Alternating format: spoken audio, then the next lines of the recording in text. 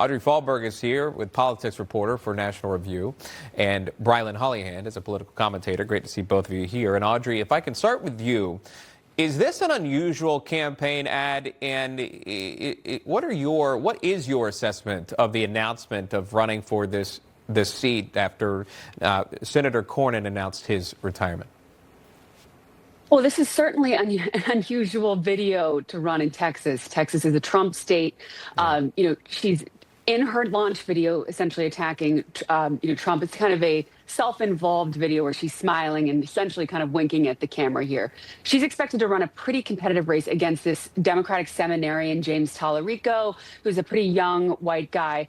Colin Allred, a black congressman who ran unsuccessfully against Cruz last year, decided to bow out after he heard Crockett was running. But look, it's going to be tough for Crockett. I think, again, this is a Trump state. The Atlantic's Elaine Godfrey had a great profile of her a couple months ago with a funny anecdote, including that, her lock screen on her iPhone includes a photo of herself. So I think there's a lot for Republicans to work with in this race. Interesting. All right, let me go to Texas Governor Greg Abbott. His reaction to that official announcement, saying this, quote, Jasmine Crockett, about to learn the hard way that most Texans are very different from her district, her base, and her values. She'll be pummeled for her progressive socialist agenda and get crushed by the Republican nominee for Senate. So before Crockett can take on incumbent Republican Senator John Cornyn, well, he's retiring, but she'll need to win this fight in the primary that Audrey illustrated for us. I appreciate that. Brilyn, talk to us about any chance. Where does she go in this race? Listen, Jasmine Crockett's not running for the Senate. She's running to be the next host of The View when her seat gets redistricted. That's all that's happening here. Everybody sees the smoke screen. What's really going on, I had a college student ask me to Q&A on a campus the other day if I'm concerned about the deep bench of the Democrat Party. And I looked at him and I said, what bench? The party leaders in 2025 are Jasmine Crockett, AOC, and Zohran Mamdani. That doesn't necessarily inspire energy and confidence among Gen Z. I think she speaks to a larger narrative in the modern-day Democrat Party, though. They have no policies. Her entire campaign now was just attacking Donald Trump. Did she put any policies forward about she's going to help Texans, help her constituents? No, zilch, nada. That's not her entire platform. But what we need to look at right here is, thankfully, nobody's ever been accused of calling the Democrat Party smart. They just got pummeled in 2024 for having Kamala Harris run their party so far to the left that they run off a cliff, and they didn't learn their lesson. They're putting more radical, more left-leaning candidates up there, so let them be. Maybe put Jasmine Crockett as your 2028 nominee. I would love to see a J.D. Vance-Jasmine Crockett debate come 2028. Yeah, Audrey, back to you on this Control Room BB05 Cornyn statement. Here's what I wanted to show, because the senator weighed in on this too, and who would know this seat better than him who holds it now? He released this statement, and he says Jasmine Crockett does not represent the views of a majority of Texans. Her time in Congress has been marked by deeply unconscious public statements, little to no actual work for her constituents, and over-the-top rhetoric and childish insults. She is radical, theatrical, and ineffective as the GOP nominee for U.S. Senate. Our campaign will make sure every Texas voter knows how absurd her candidacy is.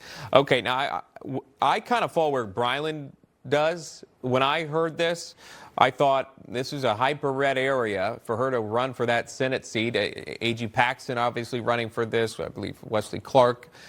These are strong names already in this region. Is she just trying to platform herself? Is she just trying to increase brand recognition? What is your reaction to that, Audrey?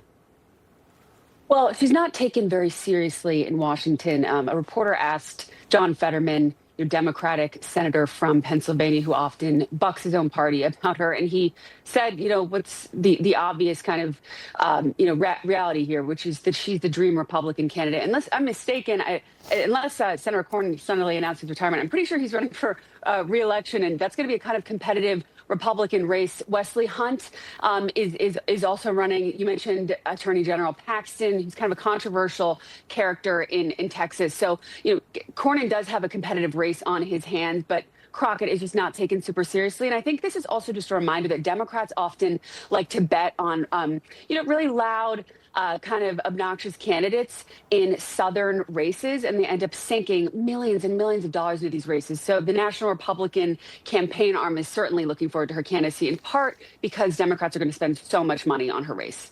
All right, and final thoughts on this, turning to Bill Maher and Jimmy Kimmel. Bill Maher revealing that Jimmy Kimmel is mad at him for bashing his wife over comments she made about President Trump. Watch this.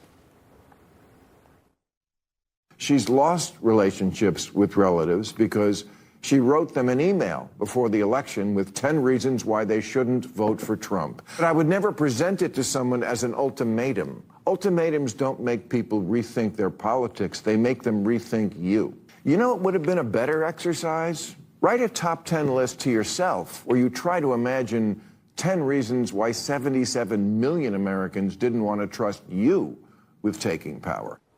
Final thoughts, Brilyn. 12 days of Christmas, but it was a top 10 list of not.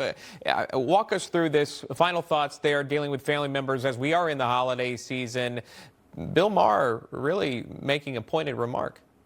Yeah, I think her Christmas dinner table is going to be quite awkward this holiday season, but I do want to point out that this speaks to a larger problem in our society today. I mean, I'm about to go to class. I'm going to sit in between a liberal friend and a conservative friend. We have to be able to talk to people across the aisle if we want to heal the country here. The screaming, the rhetoric, the saying that I'm just going to completely shut down if you disagree with my opinion is how we got into the part in America today where political assassinations are becoming normalized. We have to go back to the point where we can talk to each other, where we can agree to disagree, and maybe have this novel concept of civil discourse. Unfortunately, Kimmel is the last person that's going to perpetrate that in his family, but I hope people can learn from this. All right, absolutely.